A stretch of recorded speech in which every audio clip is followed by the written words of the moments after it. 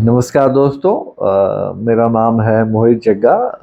आई AMFI registered mutual fund distributor और मेरा ARN है 95873। आज आपके साथ फिर है एक नए टॉपिक पर। आज का टॉपिक तो सब लोगों को पता ही है जो मेरे रहने वाला है। कुछ तीन चार फैक्टर्स पे बात करेंगे जो पिछले एक दो महीनों से पूरा टॉक ऑफ द टाउन बना हुआ है। रुपया गिरता जा रहा है, FIs का रुख बिल्कुल नहीं है हिंदुस्तान की ओर, और क्रूड ऑयल सभी को पता है बढ़ता जा रहा है। उसकी वजह से तेल के दाम बहुत बढ़ रहे हैं, उससे महंगाई बढ़ने की बहुत संभावना है। तो ये कुछ तीन चार पॉइंट्स की रिगार्डिंग आज बात करनी है। उसको बड़ा इजी भाषा में समझा जाए कि आने वाले समय में क्या उसके हमारे लिए अपॉर्चुनिटीज हो सकती हैं और इसे क्यों हमें नहीं घबराना चाहिए ज़्यादा।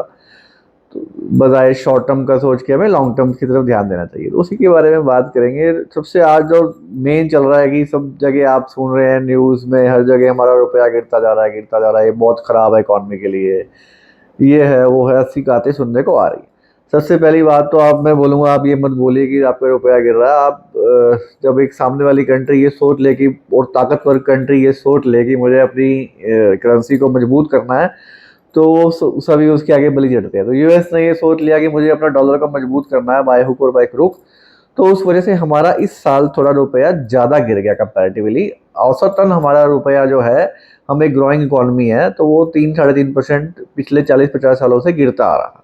इस साल थोड़ा 10-11% से गिर गया ज़्यादा। तो और ये कोई पहली बार नहीं है, इससे पहले भी 2008 में, 2013 में, शायद 2020 से भी थोड़ा इस प्रकार का गिरा था। तो दोस्तों, हमेशा रुपए का गिरना सभी इंडस्ट्रीज के लिए खराब नहीं होता। हमारी कुछ इंडस्ट्रीज हैं उसके लिए काफ़ी अच्छा भी है। जैसे IT इंडस्ट्री के लिए अच्छा है, फार्मास्यूटिकल इंडस्ट्री के लिए अच्छा है, और जो भी एक्सपोर्ट करती है उनके लिए अच्छा है। कई बार तो अपनी करेंसी को हम जानबूझकर भी गिराते हैं। चाइना ने कितनी बार गिराया है ताकि हमारा एक्सपोर्ट कम्पिटेटिव हो जाए। तो इसका ये बिल्कुल नहीं है कि हमारा बहुत नेगेटिव हो गया कि रुपया गिर गया। चलो, अगर आप सोचते हैं कि रुपया गिर भी गया, तो उसके बाद भी क्या होता है कि जब जब रुपया गिरता है इस प्रकार से, तो गवर्नमेंट ऑफ इंडिया एक अच्छे स्टेप्स लेती है। गवर्नमेंट ऑफ इंडिया को भी पता है कि हमारा रुपया गिर रहा है, डॉलर की हमारी इन्फ्लोस कम हो रहे हैं, ट्रेड डेफिसिट्स तो अच्छा ही होता है हमारी कंट्री के लिए, इंडिया के लिए, पिछले कई सालों से चल रहा है। पर इस साल 24-25 में क्या दिक्कत हुई, हमारा कैपिटल अकाउंट भी थोड़ा सा माइनस में आ गया, क्योंकि हमारी जो लगातार FIs की सेलिंग हो रही है पिछली कुछ सालों से, और कुछ रेमिटेंसीज भी कम हो गई हैं। तो उस वजह से डॉलर डॉलर इनफ्लो भी कम हो गया। दैट्स वाई गवर्नमेंट पूरा अपना प्रयास कर रही है कि इस सिचुएशन को कैसे डील करा जाए। तो मैं यही बोलूँगा कि आने वाला समय हमारे कंट्री मार्केट्स और GDP के लिए काफ़ी अच्छा हो सकता है, क्योंकि इंडिया की एक खूबी रही है कि जब जब क्राइसिस हमारे सर के ऊपर आता है तो हम बहुत अच्छे रिफॉर्म्स लेते हैं। सिंस 1991 आप देखिए, तब जब बहुत क्राइसिस आया तो रिफॉर्म्स हमारे 20 साल काम आए। उसके बाद आप देखिए 2008 में जब दिक्कत हुई तो पूरी दुनिया जागी। US ने भी अपना QE प्रोग्राम चलाया, हमारी इंडिया ने भी बहुत सारे प्रोग्राम चलाए, उसकी वजह से हमारी इकॉनमी रिवाइव करी।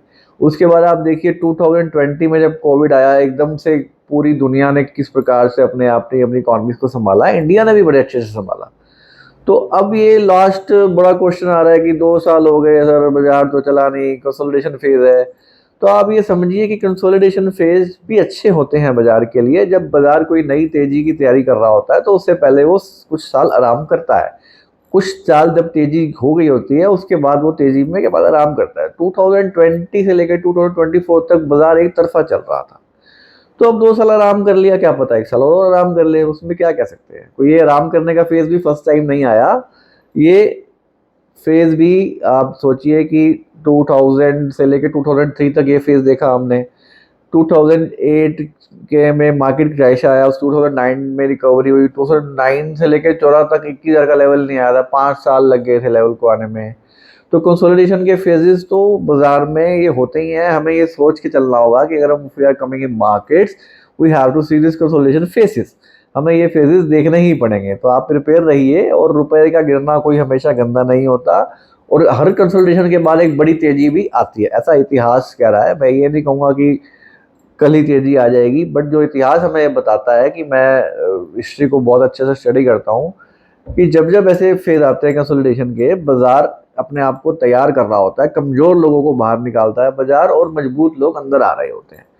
क्योंकि जब जब अब पिछले देखिए आप 2-3 महीने से प्रमोटर्स अपने शेयर्स को बाय कर रहे हैं, तो ये साइनिंग होते हैं कि कुछ बाजार में अच्छा होने वाला है अगले 1-2 सालों में। और जब lot of IPO, lot of QIP, lot of मतलब सब कोई अपना माल बेच रहा होता है, वो टॉपिंग आउट के साइन होते हैं, जो सितंबर 2024 में था। उस समय चारों तरफ आईपीओ का शोर मचा हुआ था, हर कोई अपना गेन कर रहा था मनी। तो ये बाजार में अगर हम आते हैं तो ये चीज़ें हमें समझनी चाहिए कि ये सब फेजेस होते हैं मार्केट्स के, हमें इससे घबराना नहीं है। हमारी कंट्री एक बहुत ही अच्छी कंट्री है, बहुत एक युवा कंट्री है और अच्छा इंफ्रास्ट्रक्चर यहाँ पे डेवलप हो रहा है। अभी तो बहुत साल की ग्रोथ पड़ी है, तो definitely FI should come, even I would say must come.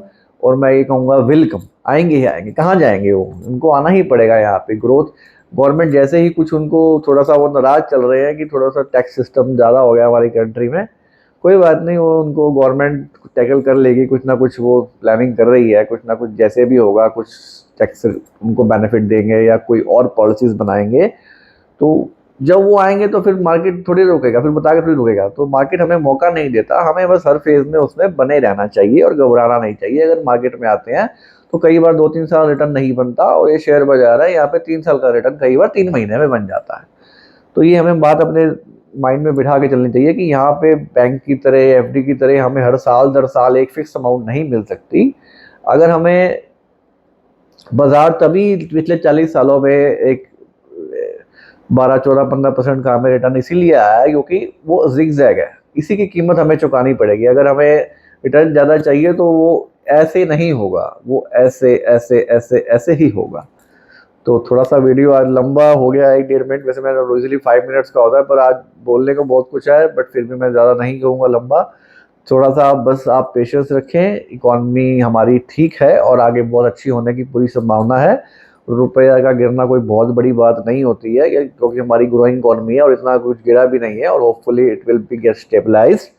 So have patience and don't to worry, we are in a very good phase. अभी भी हमारी कंट्री की मीडियन एज 29 है, पूरी यंग पॉपुलेशन रेडी है हमारी ग्रोथ को करने के लिए। So not to worry, and this video as usual disclaimer is only for education purpose, and being a mutual fund distributor, I would say disclosure: mutual fund investment are subject to market risk. Please read scheme and documents carefully. Thank you very much, take care.